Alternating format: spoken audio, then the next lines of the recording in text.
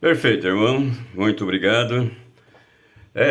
Esse hino realmente é uma inspiração e aspiração daqueles que aguardam a pátria celestial, né?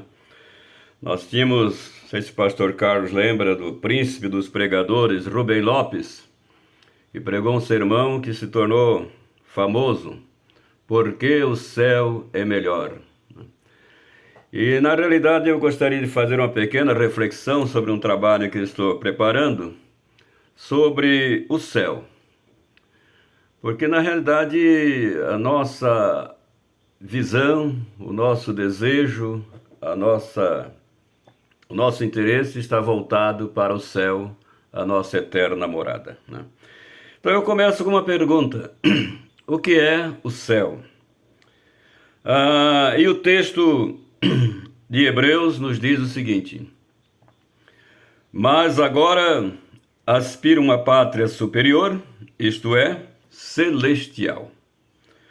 Por isso Deus não se envergonha deles de ser chamado seu Deus, porquanto lhes preparou uma cidade.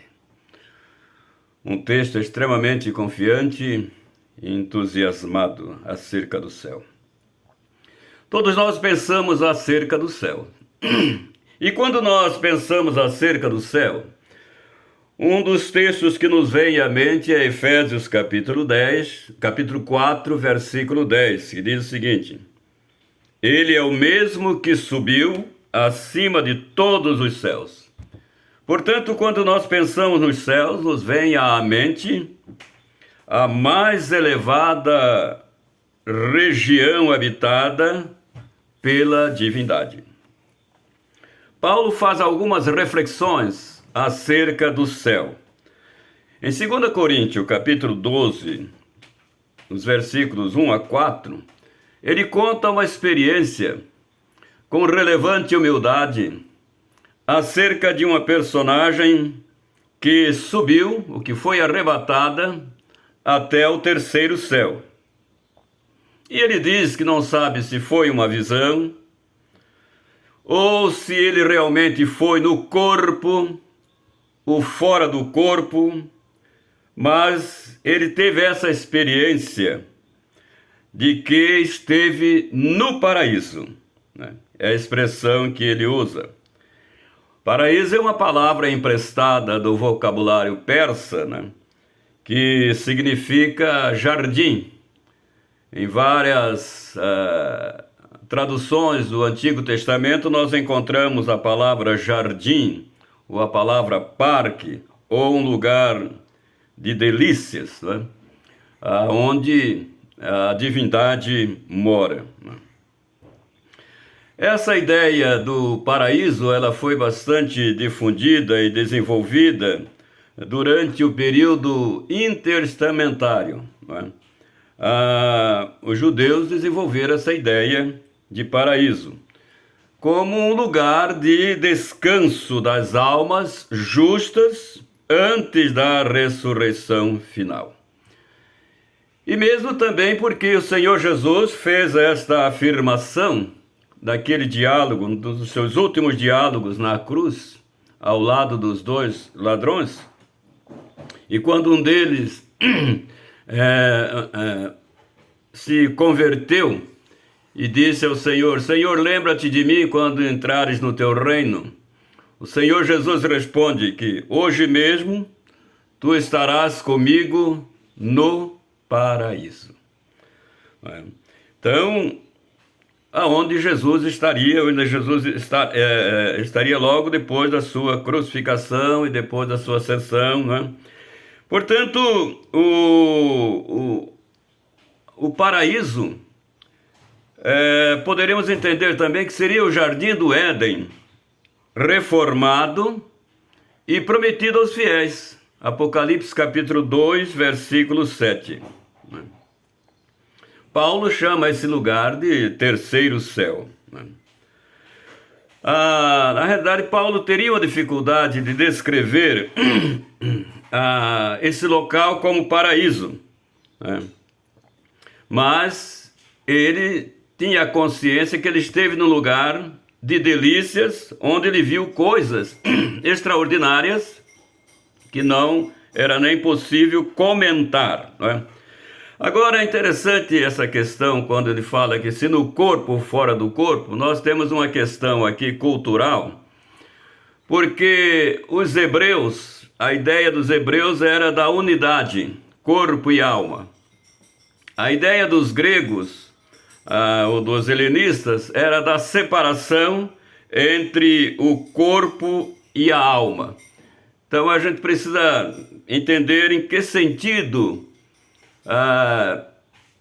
Paulo está descrevendo se no corpo, quer dizer, se a alma e o corpo subiu, por isso que ele diz isso, no pensamento hebraico, ou se fora do corpo, o corpo ficou na terra e ele subiu apenas em espírito.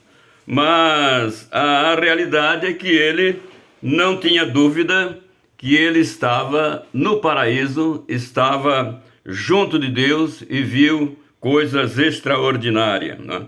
E que esse local é um local preparado para os justos que partirão, ou que já partiram em paz com o Senhor Jesus Cristo. Nós temos algumas, e eu gostaria, não vamos ter muito tempo para discorrer sobre toda essa questão, essas interpretações diferenciadas, mas existem alguns pensamentos acerca do nosso estado após a morte, né? Aquilo que nós chamamos de estado intermediário, ou seja, esse estado entre a nossa morte e a volta de Cristo. E o texto que nos dá uma ideia desse estado intermediário da alma é o texto de 2 Coríntios capítulo 5, versículo de 1 a 10, né? E daí nós vamos ver alguns significados possíveis. Eu quero me deter em alguns significados possíveis dessa interpretação, né? Nós encontramos o primeiro significado acerca do sono da alma, né? Dormir. Então, nessa interpretação, em Atos capítulo 7, versículo 60, dá essa ideia de que o corpo se degenera e a alma fica inconsciente até a volta do Senhor Jesus, né? O Senhor realmente referiu sobre a morte como um sono, né? Nós temos alguns textos que mostram isso aí, né? Como um sono da alma. Os nossos antepassados tinham essa ideia de que estariam dormindo. E os nossos irmãos adventistas, os nossos amigos adventistas, ainda continuam com essa mesma teologia de que o corpo fica dormindo até a volta do Senhor. Mas ocorre que nós temos outros textos de referência do próprio Senhor Jesus que parecem não ensinar essa ideia do sono da alma, né? Ou dessa questão da inconsciência das nossas almas ou do nosso espírito até antes da ressurreição. Temos outros ensinos que os irmãos depois podem verificar que dá uma outra interpretação. Lá em Lucas capítulo 16, versículo 19 e 26, e também Lucas capítulo 23, 43, né? Para os cristãos, estar longe do corpo, mediante a morte, é estar na casa do Senhor, é estar na casa do Pai, em vez desse intervalo do sono da alma, ou de uma semiconsciência letárgica, né? O período que segue a morte antes da volta de Cristo é o tempo, segundo a nossa interpretação cristã, para estarmos junto com o Senhor, não é? A intenção da referência ao sono da alma tinha o propósito de encorajar os cristãos primitivos, e a nós também, a não termos medo da morte. Paulo segue essa mesma linha de interpretação quando é lá em 1 Tessalonicenses capítulo 4, versículo 13, ele fala em dormir. Mas entendemos que seria apenas uma pastoral para nos encorajar. Olha, não precisamos ter medo da morte, porque nós vamos dormir e vamos estar com o Senhor. Um outro significado dessa questão é a da ressurreição imediata. E me parece que os nossos irmãos presbiterianos seguem essa linha de interpretação. Morreu, sobe para os céus, é julgado e vai estar diretamente com o Senhor Jesus no lar celestial. Então isso acontece, essa ressurreição é imediata. Quando nossa interpretação teológica batista, nós aguardamos um dia da ressurreição conjunta, né? Em terceiro lugar, nós temos também a ideia do estado desencarnado, né? A pessoa existe como um espírito, depois da morte, um espírito não revestido, quer dizer, um espírito sem corpo. O corpo está no pó, né? E o espírito está com Deus, não é? E esse corpo, esse espírito, na ocasião da volta de Jesus Cristo, receberá um novo corpo para estar eternamente com o Senhor. Então, um período que estamos desencarnados, não é? Mas temos consciência.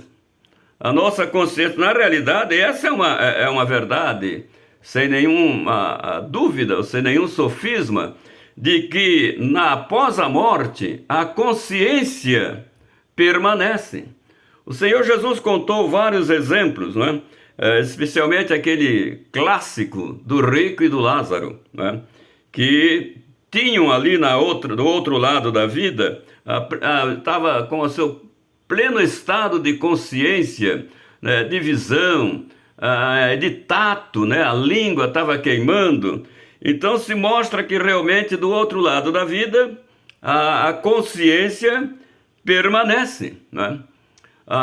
Um outro exemplo é o do próprio Senhor Jesus Cristo. Logo depois da morte ele ressurge novamente, recebe um corpo espiritual, um corpo que não está ligado mais a tempo e ao espaço.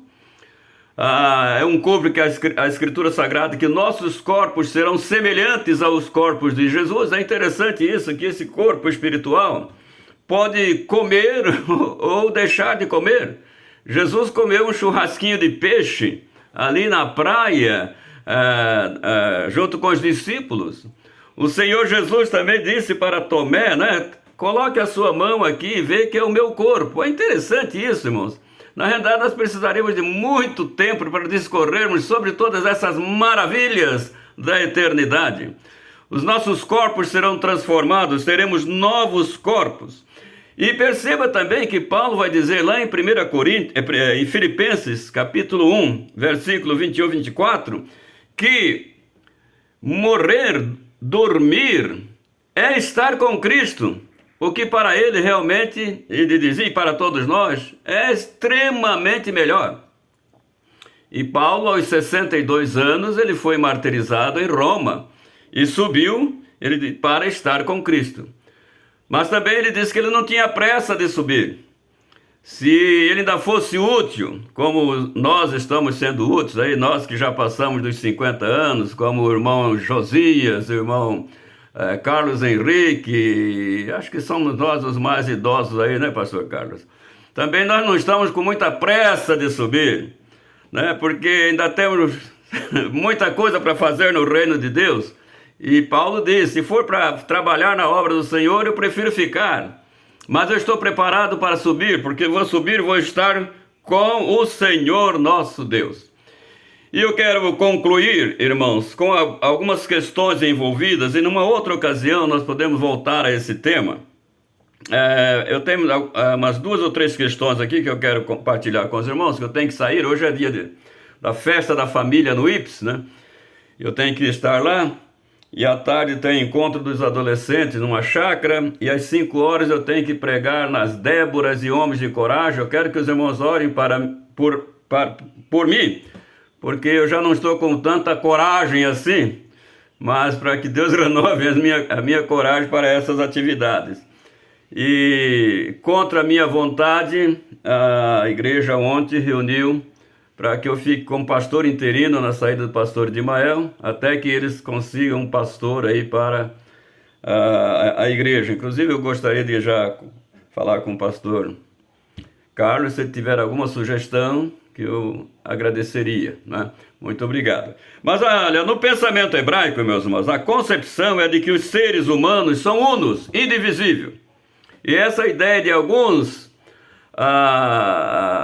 pensadores da antiguidade, não há divisão entre corpo e alma, né? Não há dicotomia e nem há tricotomia, quer dizer, corpo, alma e espírito. No pensamento hebraico somos um, então se sobre o corpo, sobre a alma, sobre o corpo também. Essa é uma questão para ser discutida. Uma outra questão aqui é a relação entre o tempo nesta era e o tempo na eternidade. Se aqui nós vivemos no Cronos, na eternidade nós vivemos no Kairos, o tempo de Deus, o tempo eterno, o tempo da divindade, né? Então esses pontos devem ser discutidos também.